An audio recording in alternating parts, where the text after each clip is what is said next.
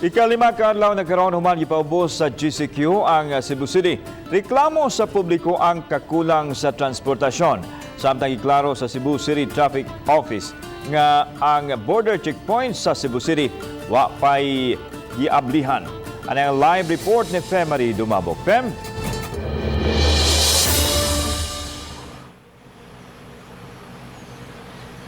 Laan kaganihalang buntag atol sa peak RC kan sa alas 7 hangtod sa alas 9 sa buntag pipila gyud ka mga manakaya ang makita diya daplin sa daan sa dakbayan sa Sugbo.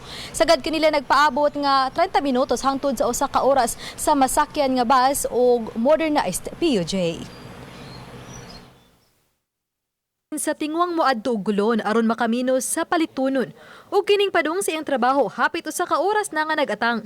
Na may taxi nga naglinya apan piliun nila ang magpaabot sa bus o modernized PUJ aron makabarato. Murag kulang ra siguro man kay daghan mo kayong mga tao. Oh, nya dili bay puno o dili bay dapat daghan ang sud. Limited ba? Mainta ka ng dugangan unta ka ng mga sakyanan ba para natin kasakyan. Giangkon sa Cebu City Transportation Office nga minus pagyud ang pampublikong sakyanan dinhi sa Cebu City. Ilabi na nga bag-o pa nga naka-GCQ. I-control sa LTFRB dayon ang uban sad wala pa pud ka kompleto sa ilahang mga requirements, so wanang jutay lang jud ang managan. Kulang jud ang atong public transport mana nga if maka-afford lang sa taxi kaya ang taxi may dagan karon. Nakapamasahero naman ang mga taxi sa sud sa Cebu City apan sagad sa mga driver ni angkon nga minus kayo ang ilang sakay. Nihit yung kayo niya konsad kining samok kendan. Tungod aning kuan ba checkpoint problema karon murang dili kay manggawas mga tao.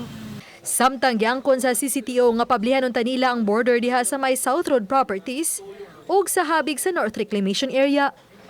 Di pa open na siya din ha kay murag mo ni gisabutan sa mga mayors sa kaning intercities nga mayors bitaw Mandawi, Talisay and Cebu City. I-open gid siya kay passing through North and South manggod ni siya.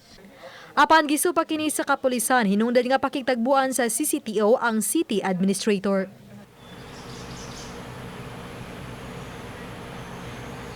Apan lang giklaro sa kapulisan kung sa pangu sa kapulisan dinhi sa Central Visayas nga mamahimong wag tangon kung tangon ang mga barriers diha sa mga borders sa dakbayan sa Sugbo.